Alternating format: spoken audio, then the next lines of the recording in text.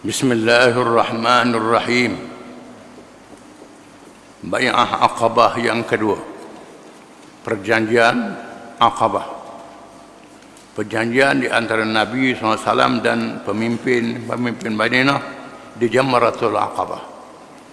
Perjanjian yang sangat penting dalam sejarah Islam.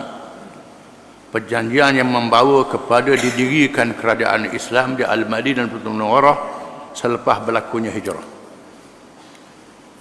Di musim haji tahun ke-13 selepas nubuwah, selepas dilantik menjadi Nabi, tibanya rombongan besar dari Yathrib. Yathrib ialah nama asal Madinah, untuk mengerjakan haji bersama-sama orang-orang musyrikin yang masih juga mengerjakan haji menurut agama mereka yang sesat itu. Masa itu Mekah terbuka pada orang Islam dan orang kafir, semua mengerjakan haji. Tetapi kedatangan rombongan Yathrib, rombongan Madinah, mempunyai tujuan yang besar, iaitu sampai bilakah Rasulullah SAW dibiarkan menjadi buruan di Mekah ini. Sampai bila kita nak biarkan Nabi diburu di Mekah. Sudah tiba masanya kita mempertahankan Nabi SAW. Berada dalam keadaan kebimbangan dan ancaman. Mereka bimbang terhadap Nabi yang diancam nak dibunuh. Rasulullah SAW dan para sahabatnya di Mekah yang selama ini diperintahkan supaya menghadapi kezaliman dan keganasan musyrikin dengan berdoa dan bersabar. Masa itu tak diturunkan lagi ayat perang, tak turun lagi ayat hijrah. Orang Islam disuruh bersabar, berdoa pada Allah, membiarkan orang-orang jahil itu melakukan apa sahaja menurut kemahuan mereka. Mereka yang tinggal di Mekah, jika menjadi orang-orang Islam, mestilah bersedia menghadapi perkara itu. Kalau jadi orang Islam, kena sanggup menghadapi kesusahan, diseksa, dan menjadi sasaran fitnah dan sesaan.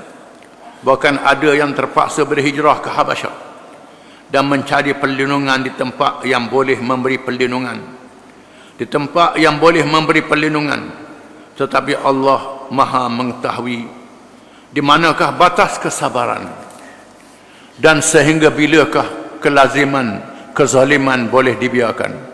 Orang-orang musyrikin tidaklah selama-lamanya diizinkan bermahrajalela. Orang-orang yang sabar tidak diizinkan menyerah kalah. Kedatangan rombongan dari Yathrib menjadi perkembangan baru berbanding kepada zaman 13 tahun sebelumnya. Kali ini berlaku satu perubahan Allah Ta'ala menetapkan batas sabar, menetapkan batas menghadapi kezaliman itu. Kena ada tindakan balas. Keadaannya di Mekah masih lagi tidak mengizinkan pertemuan terbuka di antara mereka dan Rasulullah SAW. Lantaran itu, kerana itu mereka membuat hubungan sulit dengan Rasulullah SAW bagi menentukan tarikh, waktu dan tempat pertemuan yang sangat besar artinya kepada perjuangan Islam seterusnya. Tarikh paling tepat ialah di akhir musim haji, di waktu malam, dan tempatnya di Al-Aqabah, di Aqabah Mina. Di kalangan para jamaah haji sibuk di Mina. Di waktu malam mereka berehat setelah penat di siang hari. Maka dipilih pada hari jamaah haji berhimpun di Mina.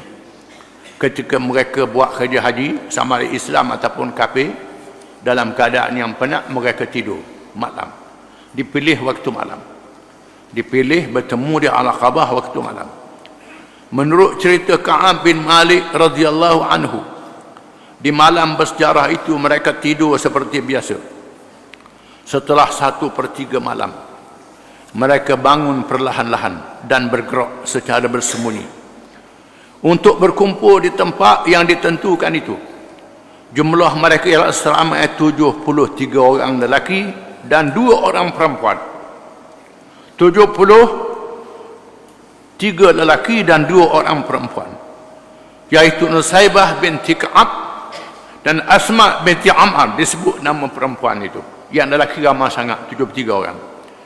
Mereka menunggu Rasulullah SAW di tempat yang dijanjikan itu Sehinggalah bagi dia datang bersama bapa saudaranya Abbas bin Abdul Muttalib yang masih lagi berpegang kepada agama nenek moyangnya. Baginda SAW diiringi oleh Abbas, bapa saudara dia, yang tak masuk Islam lagi. Dia tak masuk Islam lagi, tetapi dia sayang pada Nabi SAW dan menjadi pengawal pada Nabi SAW. Abbas ni akhirnya masuk Islam pada masa pembukaan Mekah. Tetapi ia sangat kasihkan anak saudaranya dan ingin bersama-samanya. Abbas memulakan perbualan dengan berkata, Abbas bercakap dulu. Kata Abbas, wahai kabilah Khazraj, dimaksudkan Khazraj dan Aus sekali. Sesungguhnya Muhammad ini kedudukannya dan hubungannya dengan kami seperti yang kamu tahu. Kami mempertahankannya dari gangguan kaum kami. Dia disanjung di kalangan keluarganya dan dipertahankan ketika berada di negerinya.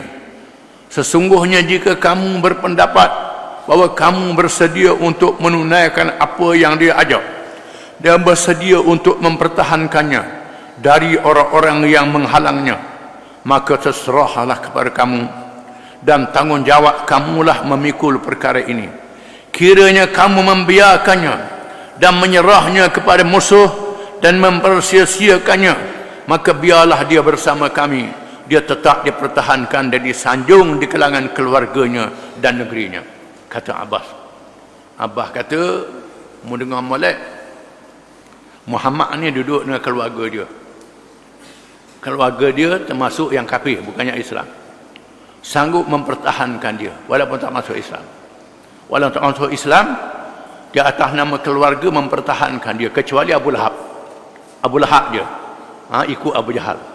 Yang lain sanggup mempertahankan Nabi walaupun berperang. Tapi dia nak pergi dekat kamu, kamu kena sanggup mempertahankan dia. Mempertahankan dia sungguh-sungguh.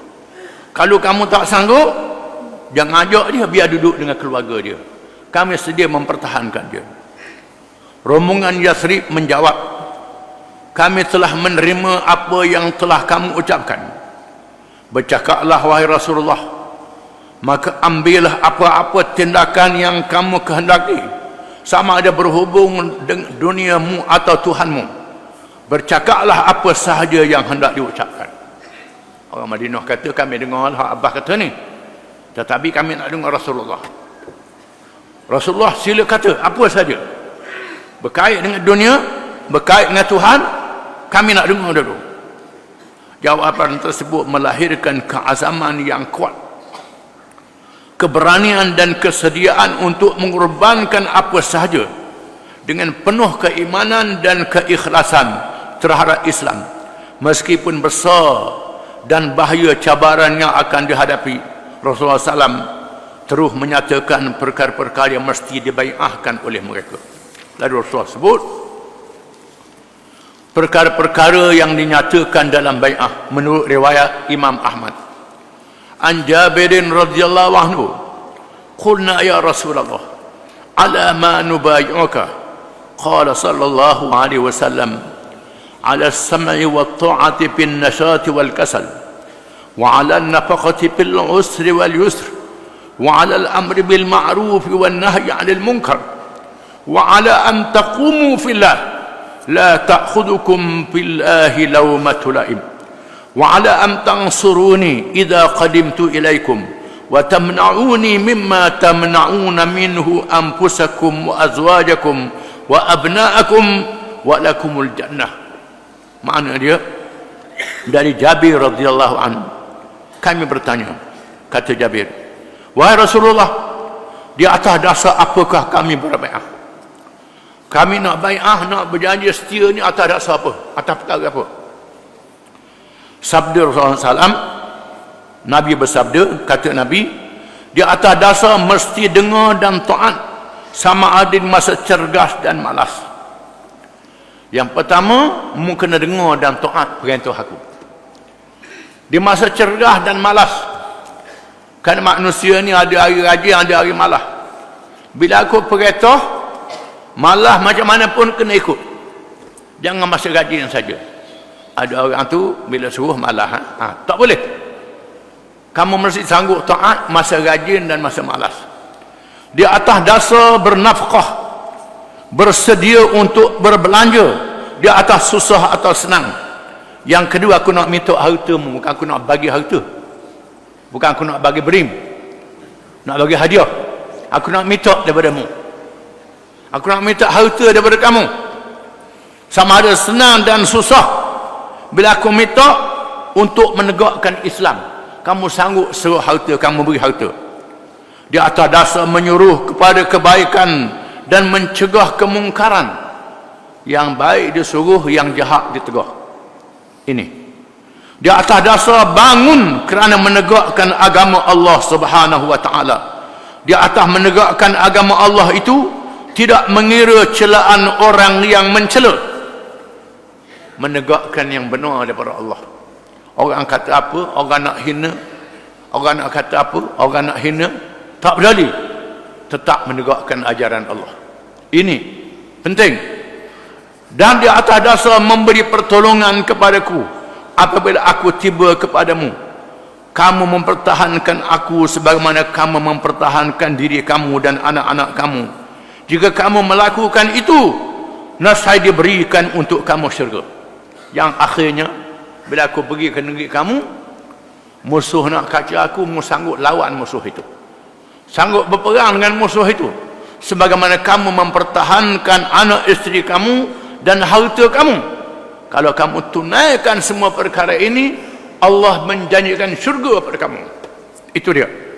Menurut riwayat Ibnu Ishaq, qala Ka'ab bin Malik radhiyallahu anhu, fatakallama Rasulullah sallallahu alaihi wasallam fatala al-Quran wa da'a ila Allah wa raghaba fil Islam, thumma qala ubayyukum ala an tamna'uni mimma tamna'una minhu nisa'akum wa abna'akum, fa akhadha al-Bara' ibn Ma'rur biyadihi thumma qala na'am walladhi ba'athaka bil haqq namna'annaka mimma nam'u azrana minhu, fabaya'na ya Rasulullah wallahi fanahnu wallahi abna'ul harb wa ahlul halaqah warisna kabiran an kabirin. Qala fa'atarada al-qawm wal Bara'u yukallimu Rasulullah sallallahu alaihi wasallam Abul Haytham ibn at-Tayhan, faqala ya Rasulullah anna bainana wa baina ar-rijali hibalan wa inna qati'uha, yani al-yahud, fa hal asaita in nahnu fa'alna dhalik thumma azharaka Allahu am tarja'a ila qaumika wa tad'ana. Qala fatabassama Rasulullah sallallahu alaihi wasallam thumma qala bal iddamu dam wal hadmu al hadm inna minkum wa antum minni wa haribu ana minkum bukan inna, ana minkum wa antum minni wa haribu man harabtum wa usalimu man salamtum. Artinya, riwayat tambahannya berkata Ka'ab bin Malik radhiyallahu anhu, Rasulullah pun bercakap bagi dia membaca Al-Quran dan berdoa kepada Allah, menggemarkan mereka kepada Islam. Kemudian bagi dia bersabda, aku berbai'ah dengan kamu supaya kamu mempertahankanku sebagaimana kamu mempertahankan isteri-isteri kamu dan anak-anak kamu, kata Nabi. Aku minta kamu mempertahankan aku bila aku pergi ke negeri kamu. Kalau musuh nak kacau aku, sebagaimana kamu mempertahankan anak isteri kamu. Lalu Al-Bara' bin Ma'rur, seorang sahabat radhiyallahu anhu. Al-Bara' bin Ma'rur, pemimpin Madinah, memegang tangan Rasulullah SAW, pegang tangan Nabi. Ya demi Tuhan yang membangkitkanmu menjadi Nabi, dengan sebenarnya kami akan mempertahankan sebagaimana kami mempertahankan isteri-isteri kami. Berbaiatlah dengan kami, wahai Rasulullah. Sesungguhnya kami demi Allah adalah terdiri dari orang-orang yang berpengalaman dengan peperangan dan mahir menggunakan senjata, dan kami warisi sejak turun-temurun lagi, wahai Rasulullah. Kami sanggup pegang tangan Nabi, kami sanggup Rasulullah, macam kami mempertahankan anak isteri kami. Kami adalah orang yang biasa dengan peperangan, dan orang Arab suka berperang. Dulu perang kerana jahiliah, sanggup mati. Ini kerana Islam. Kami orang yang mahir menggunakan senjata sejak turun-temurun, wahai Rasulullah. Lalu dipotong oleh orang lain. Tiba-tiba Abul Haytham bin Tayhan mencelah ketika Al-Bara' sedang berkata, Tayhan kata, wahai Rasulullah, sesungguhnya kami ada hubungan dengan satu golongan orang Yahudi, yakni Yahudi. Kami akan memutuskan hubungan dengan mereka, wahai Rasulullah. Kami baik orang Yahudi. Bila kami berjanji, kami putus dengan orang Yahudi, tak ada hubungan lagi. Adakah jika kami melakukan demikian itu, kemudian Allah memberi kemenangan kepada kamu, kamu pulang ke tempat kaummu dan meninggalkan kami? Kata sahabat ni, Abul Haytham, kami sanggup berjanji Rasulullah. Adakah bila dah menang, menunjukkan dia percaya Islam akan menang, percaya berjanji Allah, Islam akan menang. Nanti bila Islam menang, Rasulullah balik ke Mekah pula, tinggal kami. Macam mana? Tinggal kami. Ka'ab meneruskan ceritanya. Rasulullah SAW kelihatan tersenyum. Nabi senyum. Kemudian baginda berkata, kalau kamu diminta darah, maka aku juga diminta darah. Aku berada dan berkubur di mana sahaja kamu berada dan berkubur, kata Nabi. Maknanya aku akan tekak di Madinah sehingga mati. Kerana itulah, walaupun Mekah dibuka, Nabi terus di Mekah dan wafat ditanam, terus di Madinah, wafat dan ditanamkan di Madinah, tak balik di Mekah. Ini janjinya. Setelah selesai menyebut perkara-perkara yang menjadi dasar bai'ah itu, dan mereka bersedia untuk melakukan bai'ah, dua orang dari kalangan orang-orang yang pertama memeluk Islam dari penduduk Yathrib telah bangun menjelaskan perlu dan besarnya tanggungjawab bai'ah. Salah seorang dari mereka ialah Al-Abbas bin Ubadah bin Nadlan. Beliau berkata, adakah kamu tahu di atas dasar dan tujuan apakah kamu berbai'ah dengan orang ini? Dia tanya. Ini orang yang dulu masuk Islam dulu sekali. Mu tahu tak apa makna bai'ah ni? Dia tanya orang ramai. Mereka menjawab, ya. Dia meneruskan ucapannya, sesungguhnya kamu berbai'ah untuk bersedia bagi berperang dengan yang berwarna merah dan berhitam di kalangan manusia. Jika kamu berpendapat harta benda kamu menerima bencana-bencana orang-orang yang terkemuka di kalangan kamu menjadi terbunuh, maka demi Allah, jika itulah anggapan kamu, maka kamu sia-sia di dunia dan sia-sia di akhirat. Dan jika kamu berpendapat bahawa kamu bersedia dengan apa yang kamu diajak kepadanya, bersedia untuk binasanya harta benda dan terbunuhnya orang-orang yang terkemuka, maka ambillah bai'ah ini, maka demi Allah baik dunia dan baik di akhirat. Kata sahabat ni, iaitulah Al-Abbas bin Ubadah. Mu tahu dah apa makna perjanjian ini? Faham ke tidak? Orang kata faham. Kalau faham, dengar, kata dia, sesungguhnya bai'ah ni bai'ah sanggup berperang dengan semua manusia, tak ke merah, putih, hitam, berperang dengan semua orang, dan sanggup menghadapi siapa sahaja, termasuk orang-orang bersuara kita yang menentang Islam, yang melawan kita, kaum kita sendiri yang melawan Islam ini. Kalau sekiranya kamu tak sanggup, perkara ini sia-sia di dunia, sia-sia di akhirat. Tetapi kalau sanggup, sebagaimana kamu berjanji sanggup menghadapi apa sahaja, maka bahagia dunia dan bahagia di akhirat. Mereka menjawab, kami mengambil keputusan dengan bersedia di atas musibah yang menimpa harta dan kematian orang-orang terkemuka. Kami sanggup menerima harta dibinasakan. Kami sanggup orang-orang yang kami kasih dimatikan kerana menegakkan Islam ini. Maka apakah untuk kami ganjarannya, ya Rasulullah, kalau kami bersetia dengan ini? Janjinya apa, wahai Rasulullah? Rasulullah SAW menjawab, syurga. Mereka berkata, hulurlah tanganmu, hulur tangan, wahai Rasulullah. Rasulullah SAW menghulur tangannya. Menurut riwayat Jabir radhiyallahu anhu, faqumna nubayi'uhu fa akhadha bi yadihi As'ad bin Zurarah wa huwa asgharu as-sab'in faqala ruwaidan ya ala Yathrib inna lam nadrib ilayhi akbad al-ibil illa wa nahnu na'lamu annahu Rasulullah wa anna ikhrajahu al-qiyama mufaraqatul arabi kafatan wa qatlu khiyarikum wa in ta'addakumul suyuf fa imma antum tasbirun ala dhalika fakhuduh wa ajrukum 'ala Allah wa imma antum takhafuna min anfusikum khifatan fadaruhu fa a'dharu lakum indallah. Maknanya, lalu bangun berbai'ah, telah memegang tangan oleh As'ad bin Zirarah. Dialah yang paling muda di kalangan 70 orang itu, yang paling muda sekali dulu sekali bangun, yang paling muda. Pegang tangan dia menegaskan, perlahan-lahan wahai orang-orang Yathrib, sesungguhnya kita tidaklah datang kepadanya dari tempat yang jauh dengan menunggang kuda, menunggang unta, melainkan kerana kita tahu bahawa dia adalah Rasulullah, dan mengeluarkannya dari negeri Mekah untuk bersama-sama kita. Berarti kita memutuskan hubungan dengan seluruh bangsa Arab. Bermakna putus hubungan kita dengan semua bangsa Arab, kan kita dengan Rasulullah. Akan berbunuhanlah orang-orang yang terpilih di kalangan kita, dan kita diamamah oleh pedang-pedang. Jasad kita akan diamamah oleh pedang, akan berlaku begitu. Sama ada kita sabar di atas perkara itu, maka ambillah ia. Kita mendapat ganjaran di sisi Allah Subhanahu wa taala.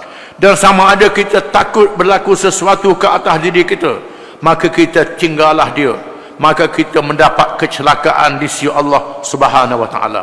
Kata sahabat yang muda ini, setelah berikrar dengan kandungan bai'ah itu, lafaznya teguh dan hatinya teguh. Mereka berbai'ah seorang demi seorang dengan menjabat tangan Rasulullah SAW.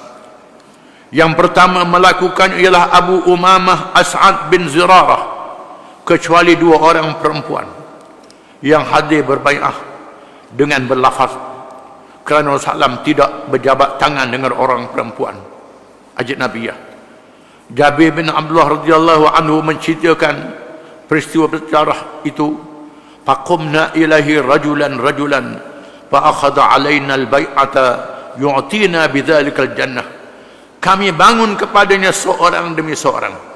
Dia mengambil tanggungjawab bai'ah yang dibebankan kepada kami. Dia memberi kepada kami janji syurga. Inilah dia orang Madinah. Orang Madinah yang mudah masuk Islam, yang mudah berbai'ah. Sampai hari ini pun kalau kita pergi ke Madinah, sangat beza dengan orang Mekah. Orang Madinah layanannya lembut, layanannya tak keras macam orang Mekah. Sampai hari ini perangai mereka.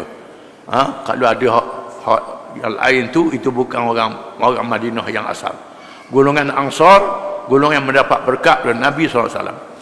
Setelah selesai bai'ah secara beramai-ramai, Rasulullah SAW meminta supaya mereka memilih 12 orang naqib, ketua, yang mewakili kaum mereka menjadi pemuka mereka. Mereka pun memilih 9 dari kalangan Khazraj dan 3 dari kalangan Aus. Nama-nama mereka dari kalangan Khazraj: Sa'ad bin Rabi', Abdullah bin Rawaha, Rafi' bin Malik bin Ajlan, As'ad bin Zirarah bin Adas, Al-Bara' bin Ma'rur bin Shakir, Abdullah bin Amr bin Haram, Ubadah bin As-Samit bin Qis, Sa'ad bin Ubadah bin Dalim, Al-Munzir bin Amr bin Khanis. Dari kalangan Aus, Usaid bin Khudair bin Simak, Sa'ad bin Khaysamah bin Al-Harith, Rifa'ah bin Abdul Munzir bin Zubair. Ini 12 orang pemimpin Madinah yang dilantik untuk menjadi ketua kepada mereka.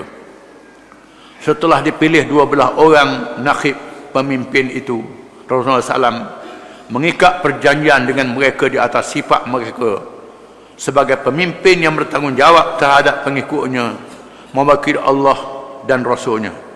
Rasulullah SAW berkata kepada mereka, kamu bertanggungjawab kepada kaum kamu dengan apa yang ada pada mereka sebagai penjamin, sebagaimana jaminan Hawariyun, pengikut setia Nabi Isa AS, Hawariyun, jaminan Hawariyun terhadap Nabi Isa bin Maryam, dan aku menjadi penjamin terhadap kaumku, kaum muslimin. Mereka menjawab, ya. Setelah selesai dimeteraikan bai'ah dengan teguhnya, ke dalam hati masing-masing, mereka hampirlah bersurai. Tiba-tiba pertemuan mereka dikesan oleh syaitan. Dia tidak sempat memaklumkan perkara itu pada orang musyrikin untuk memungkinkan mereka bertindak. Syaitan itu bertempik dengan suara yang kuat dan luar biasa. Ini kalangan jin. Mengeluarkan suara mereka. Ya ahlal ahashib, hal lakum fi Muhammadin was-subati ma'ah qad ijtama'u ala harbikum.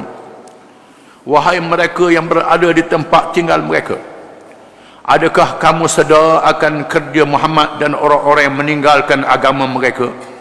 Mereka berkumpul bagi merancang untuk memerangi kamu, kata syaitan. Rasulullah SAW berkata, Hada azbul aqabah, hada ibnu Uzaibi ama wallahi ya adu wallah la tabraghanna lak. Inilah Azab bin Aqabah. Ini ialah Ibnu Azib bin Azab bin Azib. Ialah nama syaitan.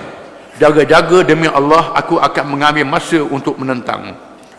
Apabila mereka mendengar suara itu, Al-Abbas bin Ubadah berkata, demi Tuhan yang membangkitkan dengan kebenaran agama ini, jika engkau mahu bersetuju, kami akan halakan pedang-pedang kami kepada mereka yang berada di Mina ini besok harinya. Terus selalu kata Abbas bin Ubadah, Rasulullah, kalau nak, esok boleh selalu kita tebah habis mereka yang ada di Mina ini. Kata Abbas dengan semangat.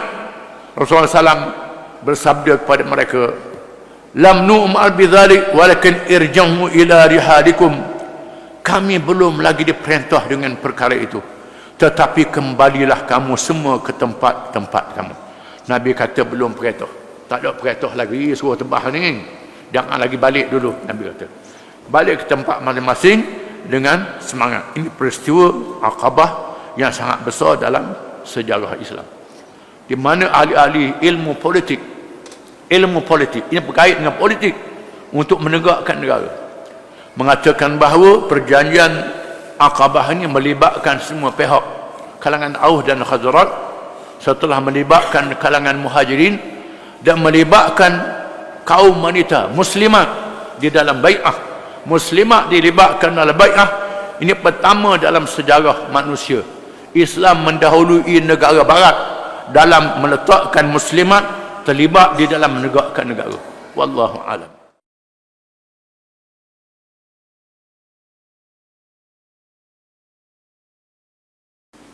Bismillahirrahmanirrahim. Kepimpinan menentukan peringkat yang munasabah dengan sesuatu tindakan. Daripada peristiwa bai'ah dan orang-orang Ansar minta bertindak, Nabi larang, menunjukkan bahawa di dalam jamaah Islam, dalam kumpulan Islam, dalam parti Islam, dalam puak yang memperjuangkan Islam, kita tidak boleh bertindak sendiri, mesti kena ikut arahan kepimpinan. Kepimpinan yang tahu buat apa perintahnya, sekadar mana nak buat, nak undur ke, nak ke depan ke, ini arahan kepimpinan. Kena patuh, jangan ikut suka kita, kecuali dalam perkara halal dan haram. Perkara halal haram, pimpinan kata hak halal jadi haram, haram jadi halal, itu tidak boleh. Yang wajib, tinggal wajib, itu tak boleh. Dalam perkara yang berkait dengan bagaimana nak bertindak, ini kena ikut kepimpinan. Bai'ah yang kedua, dia adakan lebih menegaskan kesanggupan ke arah memberi segala pengorbanan, bukan saja sekadar berikrar dengan kalimah tauhid, tetapi untuk menegakkan kalimah itu di atas muka bumi, serta di segenap penjurunya, wal apa sekalipun rentangan yang ditemui. Di dalamnya terkandung dasar-dasar yang penting kepada pembinaan masyarakat dan menegakkan negara Islam.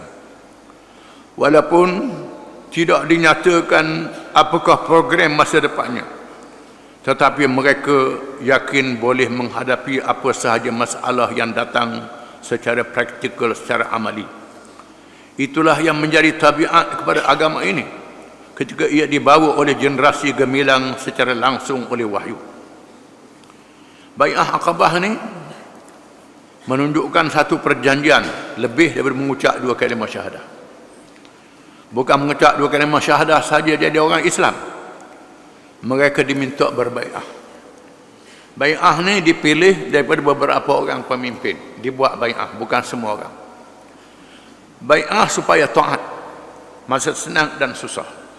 Masa rajin dan malas. Diminta sumbangan masa senang dan susah. Kena beri sumbangan pada mereka yang tertentu. Dan berani menyuruh kepada yang baik dan mencegah kemungkaran. Yang baik disuruh, yang mungkar dicegah. Mengikut arahan pemimpin, berapa banyak qadarnya, apa tahapnya. Menyuruh pada yang baik, jangan melampaui batas apa orang takut nak buat. Suruh semayang 5 waktu, semayang duha, semayang habis sunat-sunat jadi wajib belaka. Itu tak boleh. Kena ada tahap dia. Ada tahap dia. Mencegah kemungkaran begitu juga, ada tahap dia. Macam obat juga ada dos dia, ada sukatan berapa hutih. Kalau makan obat banyak, nak suruh baik juga. Suruh doktor suruh makan 2 hutih, kita letak 10 hutih. Jawab dia mati lah. Tak boleh. Cegah kemungkaran begitu juga. Mencegah kemungkaran tidak boleh kalau menimbulkan kemungkaran yang lebih besar. Tak boleh. Kerosakan yang lebih besar. Apa yang berlaku pada hari ini, kerana nak berjihad, pergi bung. Bung mana? Bung pasar. Bung masjid. Bung hotel. Betul di hotel itu ada maksiat. Tapi tak boleh bung. Di situ ada macam-macam jenis orang ada di situ. Tidak boleh. Perempuan ada, kanak-kanak ada, orang uzur ada, orang yang nak cari makan kerana kemiskinan, kerana lapar. Macam-macam. Ada belaka di situ. Kita pergi bung. Jagalah pikul dosa. Pikul dosa. Buat lagi. Hari ini banyak hak lagu ni. Maka 4 lebih. Jadi mencegah kemungkaran, jangan siapa tahap merosakkan, memusnahkan. Apa yang berlaku di negeri Arab pada hari ini menjadi pengajaran. Menentang kezaliman. Betul menentang kezaliman. Tapi jadi berlawan sama sendiri. Berlawan sama sendiri. Pasal apa? Pay lebih. Jadi penipat ke? Jadi punuh habis. Orang Arab tu. Orang Arab, Quran diturun dengan bahasa dia. Tapi lebih lalu, terlajuk. Ini makna bai'ah yang Nabi buat dengan sahabat-sahabat dia. Bai'ah makna taat arahan kepimpinan, berapa qadar yang mesti dibuat. Bila mereka yang menyatakan bai'ah memberi penuh kepercayaan kepada Allah dan Rasulnya sallallahu alaihi wasallam, tanpa gentar dan gerun dengan kepungan jahiliyah yang datang dari seluruh pelosok dunia. Mereka tak takut pada seluruh pelosok dunia. Berani. Mereka tak gentar menghadapi kemungkaran. Sebaik sahaja diakadkan bai'ah, janji setia, mereka membuktikan kesanggupan untuk menghadapi sebarang kemungkinan. Bagaimana Rasulullah SAW telah meletakkan garis panduan bahawa bai'ah yang diadakan itu bukannya berkumandang dengan semangat sementara waktu, tetapi mestilah bergerak bersama-sama dengan kepimpinannya dan bersedia untuk bersama-sama dengan kepimpinannya menurut penentuannya dengan penuh kebijaksanaan, serta tetap di atas garis-garis yang mustaqim, garis yang betul. Jangan luar pada garis dia. Bai'ah diadakan dengan penuh rahsia. Orang-orang Quraisy menghantar pengintip-pengintip untuk mengesan gerak langkah Rasulullah sallallahu alaihi wasallam dan hubungannya dengan kabilah-kabilah Arab. Mereka juga mengerti akan betapa perlunya bai'ah ini kepada Islam dan menjadi cabaran besar kepada mereka. Oleh itu Rasulullah sallallahu alaihi wasallam mengatur pertemuan di waktu malam dan di tempat terpencil, menekali orang-orang Yathrib pula berhati-hati dalam tindakan mereka agar tidak diketahui juga oleh orang-orang musyrikin yang datang bersama mereka. Di mana pemimpin Madinah yang berbai'ah ini jaga rahsia sungguh, ikut arahan Nabi. Bila mereka nak bertindak, Nabi kata jangan, mereka tak bertindak. Kemudian mereka tak cerita pada siapa-siapa, balik ke Madinah dengan merahsiakan bai'ah itu. Untuk maksud bai'ah tersebut telah dibuat pemilihan 12 orang nakhib, 12 orang pemimpin. Daripada 72 orang tu dipilih 12 orang. Pemilihan itu bertujuan untuk melicinkan perjalanan dan tindakan selanjutnya, dan supaya semua tindakan itu tidak diketahui oleh semua anggota, tetapi cukup bagi diketahui dan disalurkan melalui pimpinan yang dilantik. Di mana arahan ini bukan diketahui oleh semua anggota, hanya pemimpin saja tahu. Maka Nabi pilih 12 orang. 12 orang ni tidak memaklumkan kepada pengikut-pengikut dia, malaikat bila tiba masanya. Itu dia. Tak boleh royak belaka pecah rahsia. Ini kena faham. Tak boleh, kalau tak tahu tak boleh ni. Itu tak pakai gawar. Jadi punah habis.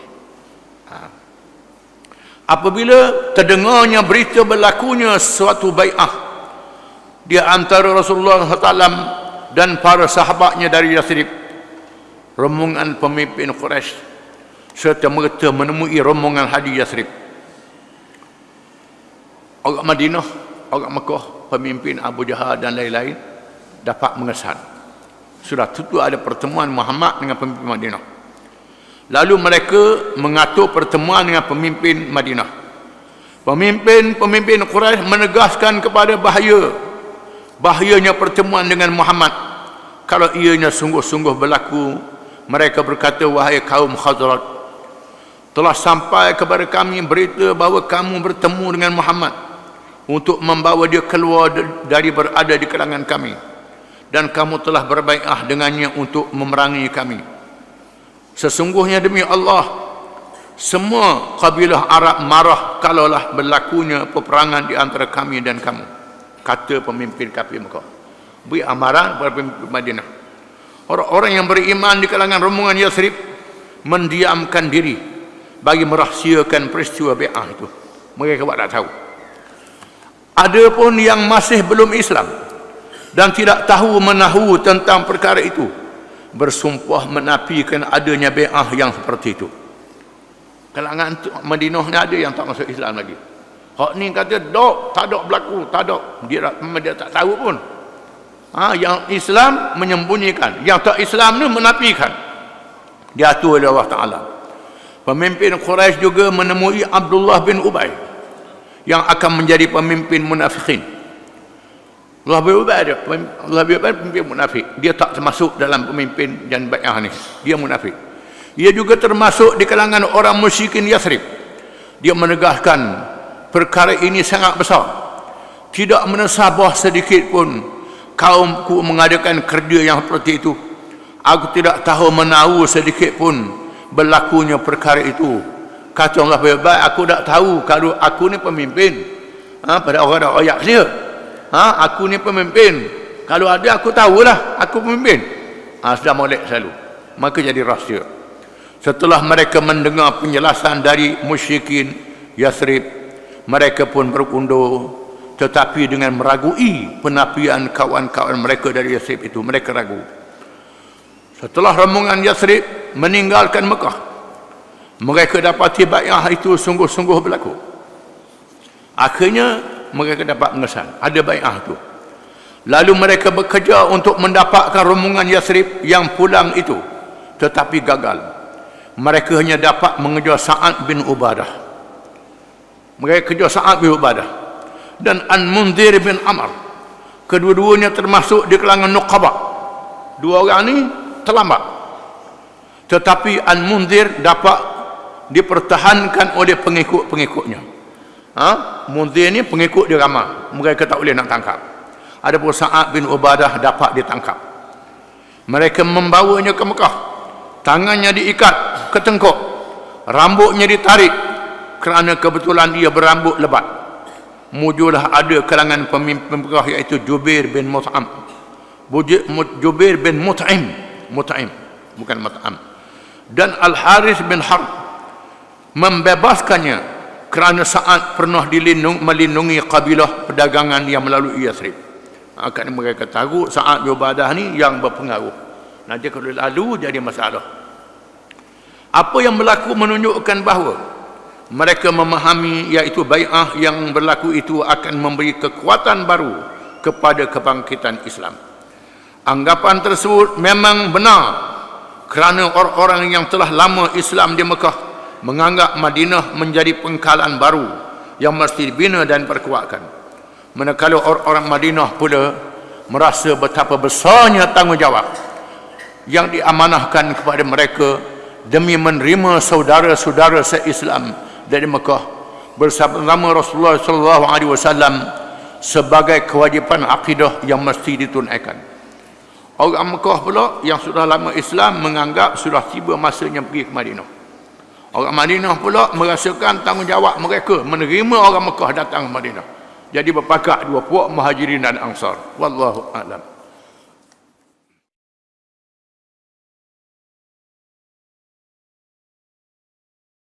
Bismillahirrahmanirrahim.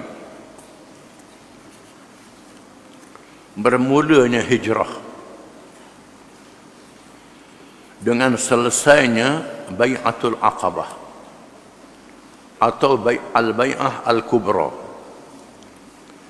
bermakna tegaklah negara Islam di tengah-tengah padang pasir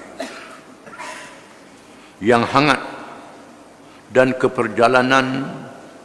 kepejalan batunya yang disebelungi jahiliyah, sesuatu hasil yang sangat besar artinya kepada dakwah Islamiah. Oleh itu orang-orang Islam dari seluruh pelosok disuruh pergi semuanya ke Yathrib, yakni ke arah menunaikan perintah Allah. Bukan sahaja untuk melepaskan diri dari belenggu kezaliman yang ada di Mekah, bukannya mundur ke belakang bagi melarikan diri dari sendaan dan ejekan, tetapi yang lebih penting dari segala-galanya ialah meneruskan kewajipan menegakkan Islam dan menunaikan perkara-perkara yang baru dihasilkan dan peluang yang mesti diisi bagi meneruskan perintah Allah Subhanahu wa taala dalam konteks bermasyarakat dan bernegara. Dengan perintah Allah dan Rasulnya sallallahu alaihi wasallam bermulalah hijrah. Hijrah tersebut bukan kerana mencari kesenangan waktu, tetapi berhijrah kerana Allah dan Rasulnya sallallahu alaihi wasallam. Allah Ta'ala menurunkan satu perintah yang baru kepada generasi awal, kumpulan yang pertama umat Islam. Setelah 13 tahun mereka dipukul, ditekan, ditindas, dizalimi, diunyanya, ada yang dibunuh di Makkah Al-Mukarramah. Allah Ta'ala menurunkan perintah berhijrah. Perintah hijrah ini setelah adanya kumpulan yang betul-betul iman dia, bukan semua orang Islam, sebahagian orang Islam yang betul-betul iman dia ikhlas dan sanggup membuktikan keikhlasan itu dengan perjuangan dan pengorbanan. Bagi orang Mekah diuji selama 13 tahun. Setelah diseksa, ditekan, ditindas, tak dibenarkan bertindak, tak dibenarkan membalas dengan berperang, disuruh mereka bersabar selama 13 tahun. Hanya beberapa ratus orang saja. Kemudian datang Aus dan Khazraj daripada Madinah yang masuk Islam, bukan sekadar mengucap 2 kalimah syahadah. Dipilih 72 orang, 70 lelaki dan 2 muslimat, 2 perempuan, dan dipilih 12 orang nuqaba supaya berbai'ah, Bai'atul Aqabah yang kita baca minggu lepas. Bai'ah ala sam'i wa ta'ati fil nasyati wal kasal wa ala naf'ati fil usri wal yusri. Taat apa saja perintah dia masa rajin dan malas. Masa setuju tak setuju mesti taat pada perintah. Ini sama ada setuju tak setuju. Bila pemimpin, Nabi SAW adalah pemimpin dalam jamaah hari ini, ialah pemimpin jamaah, membuat satu arahan, setuju tak setuju, ini arahan, mesti taat dalam masalah kerja-kerja menegakkan Islam. Bukan masalah semayang, masalah puasa, masalah halal, arak dan judi. Arahan jangan semayang, itu tak betul, itu lain. Arahan suruh minum arak, itu tak boleh ikut, itu lain. Ini arahan menjalankan kerja jamaah. Sama ada mu setuju tak setuju, mesti patuh pada arahan ini. Bila mesyuarat sudah jadi satu keputusan, mesti taat pada keputusan ini. Jangan bila orang tak ikut hak kita nak, lari daripada jamaah. Ini salah. Ini salah. Ini pengajaran kita ambil dalam bai'ah al-aqabah. Kena faham. Ala sami wa ta'ati bin nasyati wal kasal wa ala nafaqati bil usri wal yusri. Sanggup taat di masa rajin dan malas. Setuju dan tak setuju. Termasuklah sanggup menyumbangkan harta, diminta harta, sanggup beri harta itu. Bukan nak minta upah, bukan minta upah, bukan minta benda, tetapi sanggup memberi harta benda kerana menegakkan Islam. Senang dan susah, senang cara senang, susah cara susah, dengan hati yang elahkan Allah Ta'ala. Setelah adanya kumpulan ini bukan semua orang Islam, dipilih oleh Allah di kalangan orang Islam, pilihan Allah. Sejak zaman dulu sehingga zaman sekarang akan ada pilihan Allah Ta'ala. Bila adanya kumpulan ini, Allah Ta'ala suruh mereka berhijrah. Zaman dulu berhijrah, sekarang ni ada cara dia. Setelah adanya kumpulan ini yang betul-betul dapat menunaikan kewajipan ini, maka Allah memberi kemenangan. Bila Allah Ta'ala memberi kemenangan, walaupun jumlah yang sedikit, tidak ada siapa yang boleh mengalahkan kemenangan yang diberi Allah. In yansurkumullahu fala ghaliba lakum wa in yakhdhulukum faman dhalladhi yakhdhulukum min ba'dih. Jika Allah Ta'ala menolong kamu, tidak ada siapa yang boleh mengalahkan kamu. Jika Allah Ta'ala mengecewakan kamu, kamu tak boleh nak buat apa-apa. Ini kena faham. Walau jumlah sedikit. Contohnya Talut dan Nabi Daud alaihi salam yang mengerahkan pasukan seramai 80,000. 80,000 dikerah orang untuk berjihad membebaskan Baitul Maqdis masa itu. Lalu Allah Ta'ala ujikan mereka sesak di padang pasir, tak berjumpa dengan air, habis bekalan semua habis. Inna Allaha mubtaliikum binahar. Allah Ta'ala uji kamu dengan sebatang sungai. Faman syariba minhu barang siapa yang minum bukan daripada aku, yang minum secebok daripada aku. Itu dalam Quran surah Al-Baqarah. Allah Ta'ala izin minum secebok saja. Bila siapa dekat sungai 80,000 tadi, oleh kerana terlalu dahaga, tak ikut arahan. Mudahnya arahan kena taat arahan. Jangan minum secebok saja. Daripada 80,000, 76,000 minum dengan sebanyak-banyaknya. Tinggal 4,000 saja yang tak minum. Sepatutnya hak minum banyak ni gagahnya. Rupanya dok. Hak minum banyak ni berat perut rupanya. Jadi begitu. Selepas itu, yang 4,000 yang sedikit ini, kam min fi'atin khalilatin ghalabat fi'atan katsiratan biiznillah. Berasa banyak kumpulan yang sedikit boleh mengalahkan kumpulan yang besar dengan izin Allah. Allah Ta'ala mengizinkan Talut dan Nabi Daud mencapai kemenangan, mengalahkan Jalut dan mereka masuk Baitul Maqdis. Itulah juga berlaku pada Nabi SAW. Setelah adanya kumpulan di kalangan orang Islam, kalangan muhajirin dan kalangan ansar, yang bukan saja mengucap 2 kalimah syahadah, bukan saja semayang, puasa, zakat, haji, berzikir, tetapi patuh kepada adab-adab berjamaah yang dibai'ahkan, maka Allah Ta'ala suruh mereka berhijrah. Sabda Rasulullah sallallahu alaihi wasallam, innamal a'malu binniyat wa innama likulli imri'in ma nawa. Faman kanat hijratuhu ila Allah wa rasulih fa hijratuhu ila Allah wa rasulih Wa man kanat hijratuhu lidunya yusibuha aw imra'atin yankuha fa hijratuhu ila ma hajara ilaih. Sesungguhnya segala amal itu mestilah dengan niat. Dan sesungguhnya bagi tiap-tiap orang itu menurut apa yang ia niatkan. Maka siapa yang berhijrah kepada Allah dan Rasulnya, maka kembalilah hijrah itu menurut perhitungan Allah dan Rasulnya. Dan sesiapa yang berhijrah kerana dunia yang mengenainya dan kerana perempuan yang hendak dikahwininya, maka hijrahnya jadilah menurut apa yang menjadi tujuan hijrahnya itu. Bila berlaku hijrah, Allah Ta'ala tapis lagi. Ada mereka yang berhijrah betul-betul kerana Allah dan Rasul. Sanggup tinggal anak bini. Tak boleh bawa anak bini, tinggal anak bini dulu. Tinggal harta di Mekah. Dalam keadaan sehelai sepinggang, berhijrah. Tak tahu malaikat janji Allah Islam akan menang.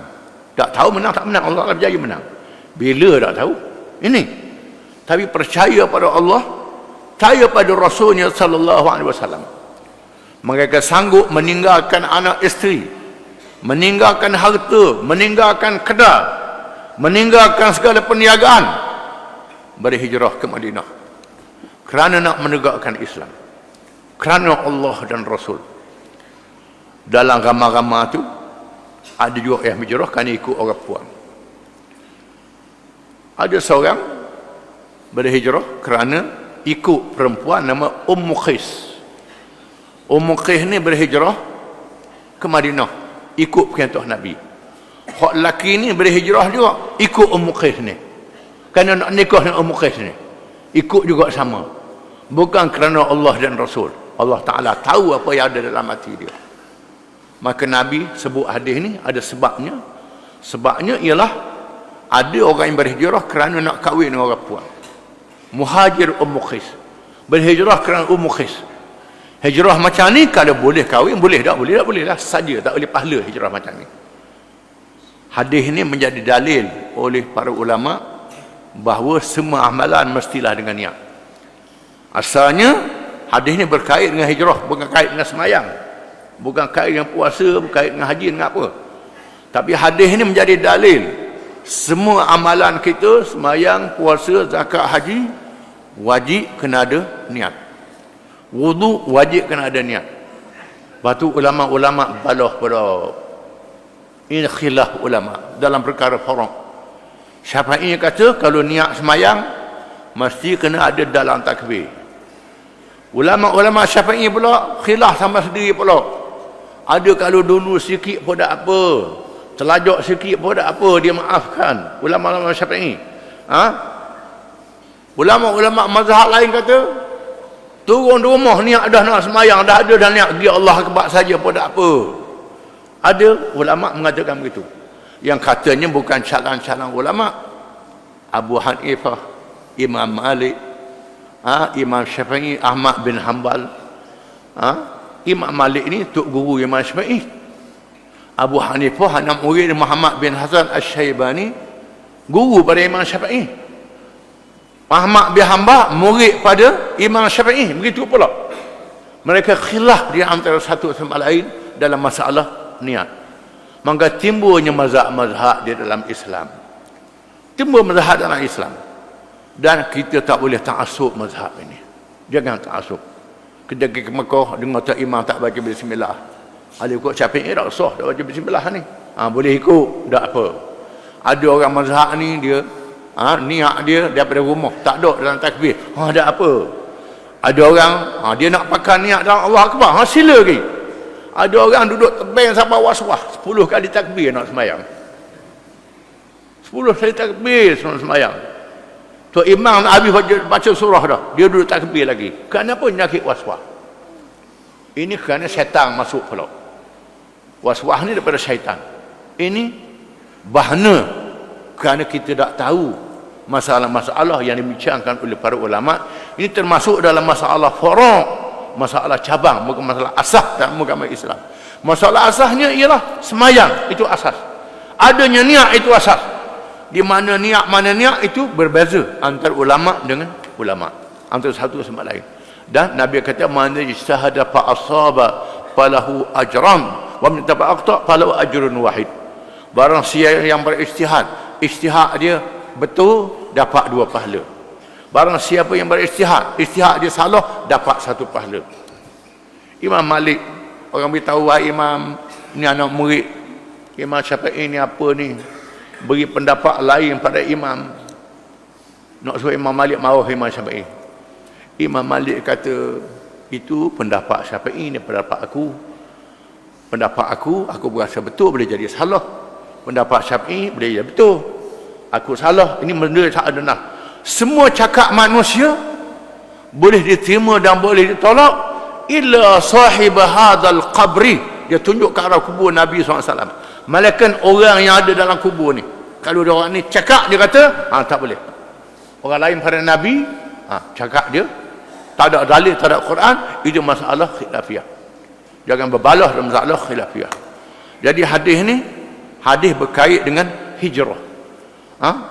Ulama kata al-ibratu bi umumil lafzi la bi khususis sabab. Itu ayat Quran. Pengajaran diambil lafaz yang umum, bukan sebab yang khusus. Itu berkait dengan ayat-ayat Quran, sebab nuzul. Termasuklah juga sebab berlakunya hadis. Sebab berlakunya hadis adalah hijrah. Tetapi hukumnya umum. Umumnya ialah bahawa niat hendaklah ada pada tiap-tiap amalan. Wallahu a'lam.